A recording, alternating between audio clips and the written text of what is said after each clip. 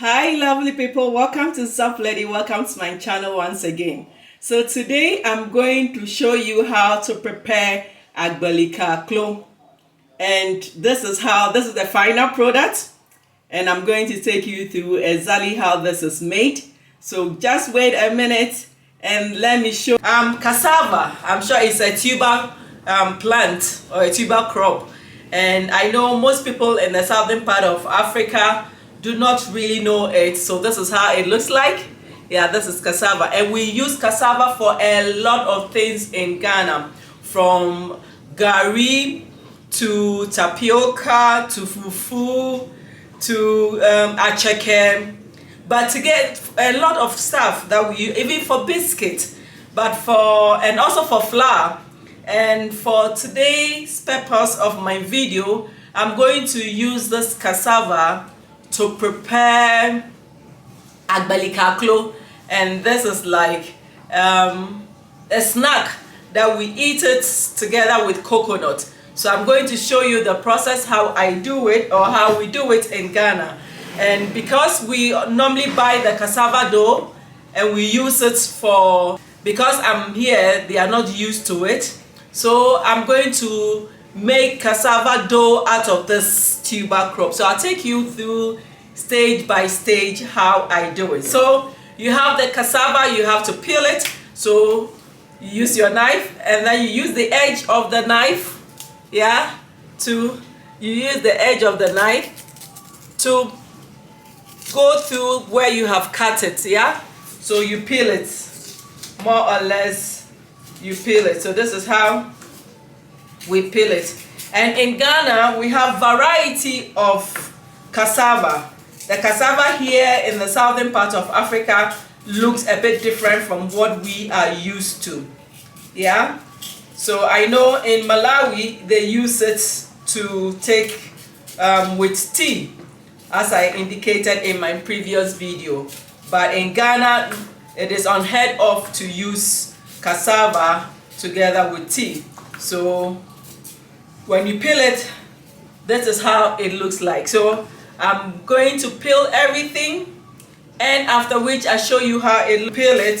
Of course, peeling is peeling, but make sure so when you peel it, when I finish, so now this is how it looks like. So from here to this, so from this side to this side. So this is how we're going to have all the cassava that I have. So this is the bunch of cassava I have, and I soak it in water because I bought it yesterday. And to preserve it, you put it in water, or you dig a hole and then you put the cassava in it if you're not going to use it immediately. So normally you don't let it stay in the water more than 3 days. So I did it for only 1 day, and for sure I'll let you see the process from this stage. So once you are done washing your cassava, once you are done peeling your cassava, you have to wash it. So when you wash it, this is how it looks like. You can see it. This is how it looks like after you have washed it.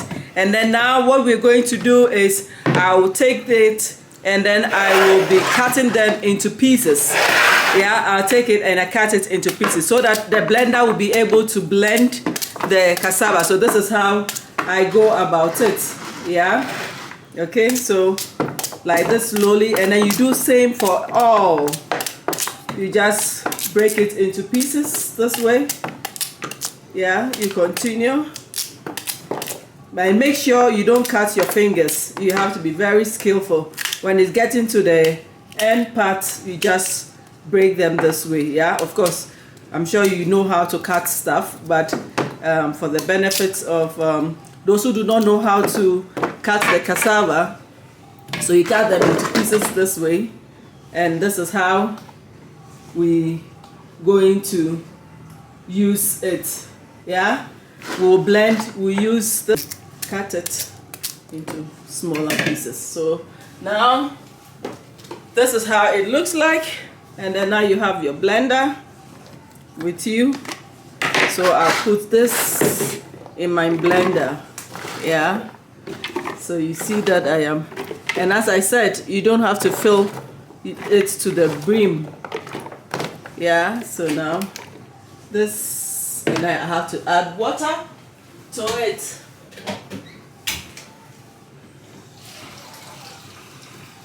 So we all know how to blend. So you just pour the water. So you see the water goes in this way. Okay, so you can see, so the measurements, yeah. Okay, so this is, the water shouldn't be too full. Yeah, it should be in the middle of the blender. So now I'm going to blend my stuff. Now we are at the blending stage, and I'm going to start slowly. I start slowly. So immediately everything is mixed up together. Then I'll increase my blender. Yeah, I increase it. So now you can see it's blending. Yeah. So it blends. So now that the blending has finished, what you have to do is to pour. You know, it's mixed. Yeah, it's become a dough, but there's a lot of water. So what we'll do is we try to sieve the water out. So we put the blended cassava dough here so that we get the juice out of it. Yeah, and then we can get out. And then the starch was also settled down. The starch will settle down. So you can see it moving gradually, yeah? And then if you have more to blend, you use that same water to blend the second bit of your cassava. Okay, so now that you have finished blending your cassava and then you've made it to strain on the strainer so that you get the water out, so you can see the water has been separated from the starch, and then the other water from the water that we poured on the cassava. So we strain this one out and we leave the starch. Okay, so as you can see, this is the starch. You know, we will add them back. Yeah, we'll add it back too. So normally, as I indicated, the uses of cassava, you can use this one for the biscuit. Another day I'll try to also teach that one as well. But in the meantime, our focus is on Agbelikaklo. So this is the starch. After you have sieved it, you don't throw it away. Yeah, so we now add the one from the strainer. Okay, so we add this, and then from the previous one, same. So I add everything, and guess what I'm going to do at the moment. After I've put all here, I'm going to squeeze because it's still mushy, and I don't want it this way. I want it a bit dry. So I'm going to use a clean cloth to squeeze the water out of it. And then after I'm done, I will add salt and onion, and then I will mold them into balls so that I can come up with my Agbelikaklo. So now I want to add the starch. You know, I've already washed my hands, so just bear in mind this has been washed. So I'm adding the water out of the cassava, the mushy one. So now I just, this is wash and clean. Yeah, so I just take a handful of the cassava dough. Okay, and then I just put it across this way. Then now I'm going to squeeze the water out of it. So see how I squeeze the water, you see, more. Because if you didn't add the water before you blend, it will be very difficult. The blender will not work. That's why you need water to, you add the water to the cassava so it can blend nicely. So now we are making the cassava dough out of the raw cassava, the raw tuber cassava. So as you can see, Voila. Yes, so I don't want to squeeze the water totally. I want it to be semi-dry.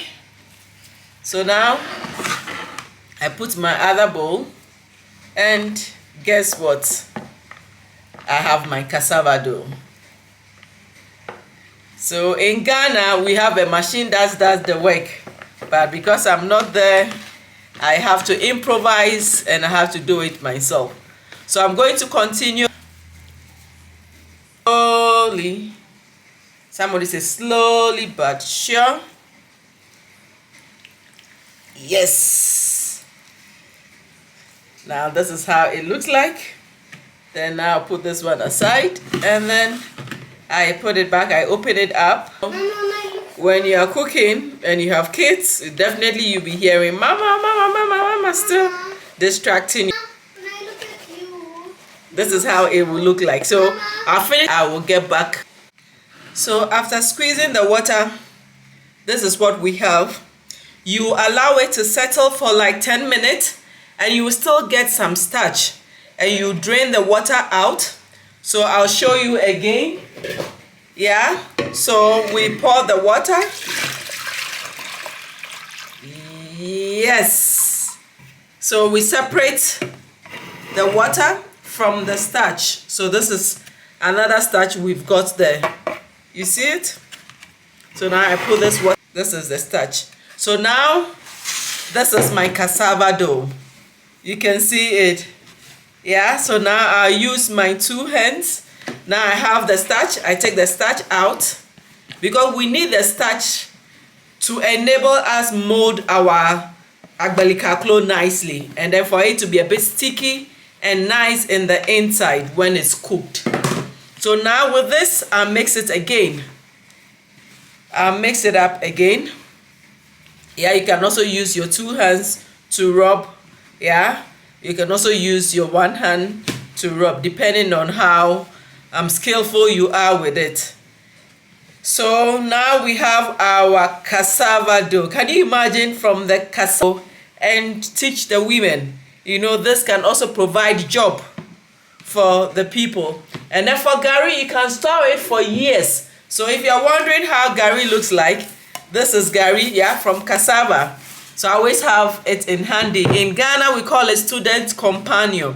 When children are going to secondary school, we buy gari, and then shito. Maybe another time I'll also teach you how to prepare shito as snack. So this, you can use it as snack, adding sugar and peanut, add water and milk, and you are good to go. You can also use the same gari to prepare eba. You know eba, the Nigerian brothers know it, and in the Ewe land in Ghana, we use the gari for eba as well. You know, so this is gari. Maybe you'll be watching on our Agbelikaklo. So just trying to mix all of them, you know. Yes, so I've achieved my purpose to get my cassava dough. So this is done.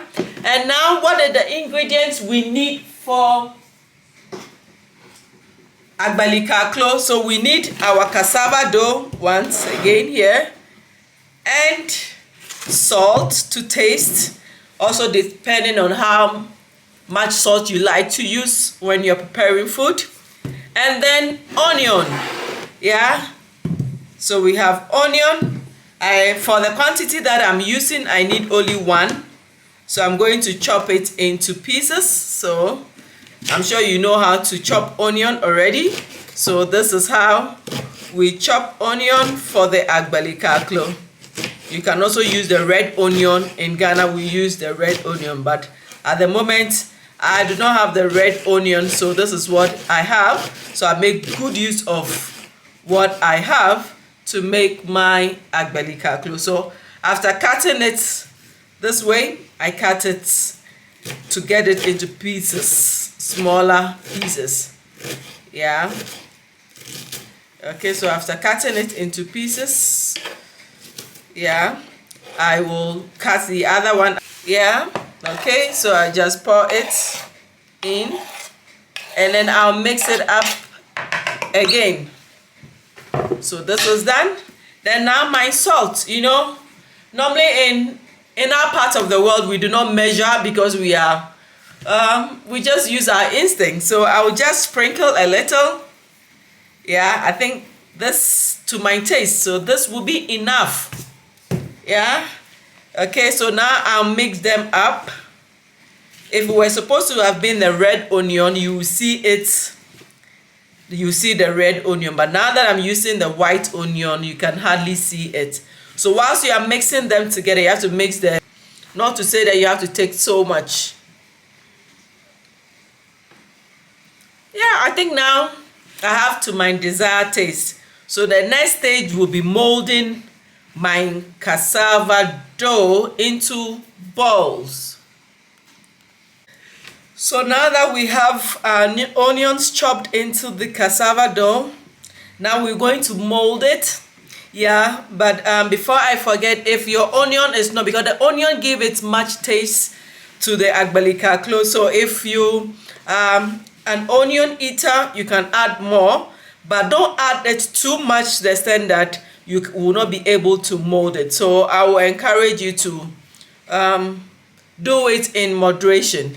Yeah, as I said, we don't measure things, we just use, you know, with continuous use, you get, or continuous doing something, you get used to it. So I only use I listen to my instincts, and my fingers are doing the job for me. And I'm going to mold all of them. So as you can see, so this is my first mold. You can see it here.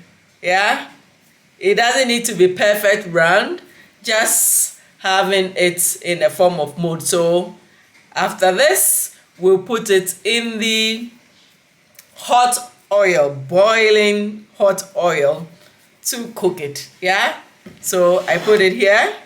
Yeah, I do the second one. So I just fetch, this is how much, I just fetch it like this, and I use my hand, my 5 fingers to mold them. I'm kind of throwing it in the air and just molding it. Yeah, like this.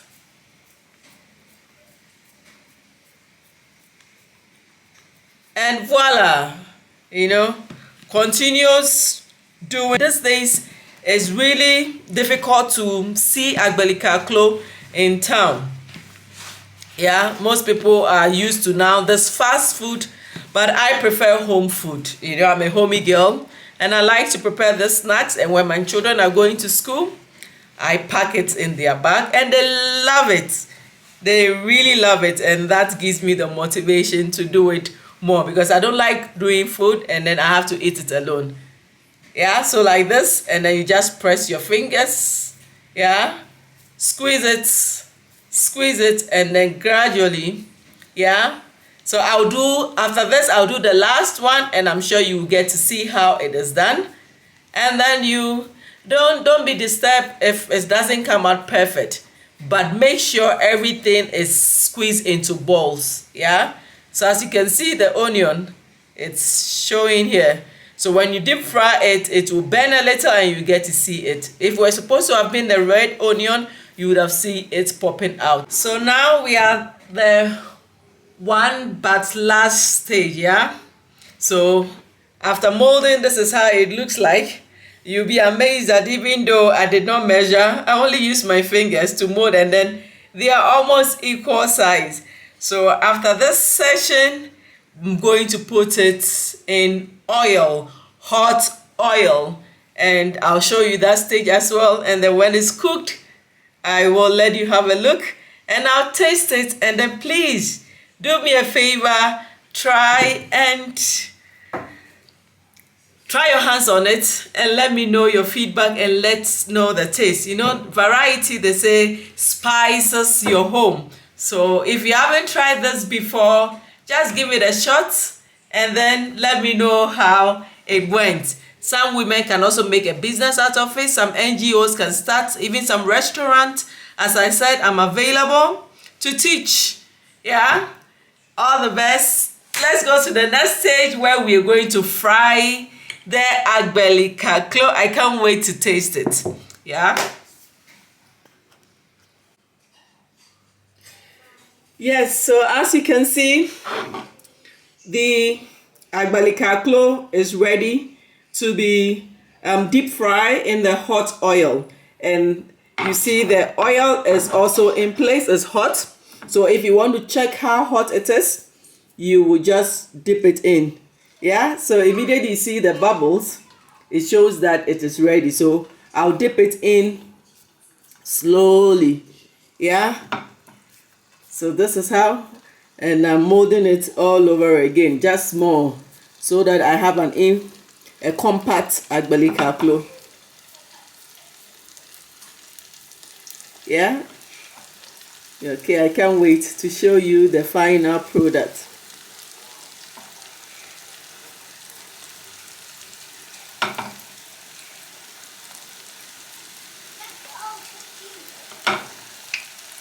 So there we go. I dip it in. So I'll do it 2 times because I don't want it to be too compact in the oil. If not, they will stick together, and I don't want to stick it together. I want to have them separately. Yeah. You can also decide not to mold them again, but I think I just love molding. Yeah. I just love it. I don't have any reason.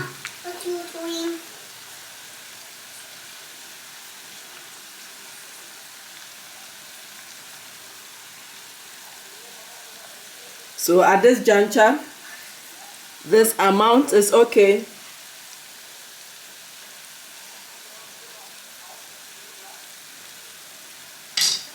So you can see it boiling.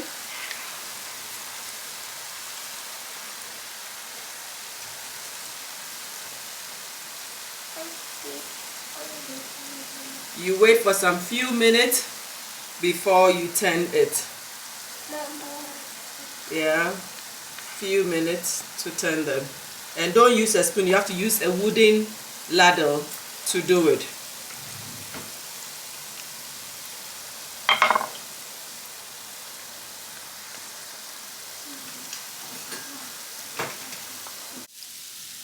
So as you can see, it's gradually cooking.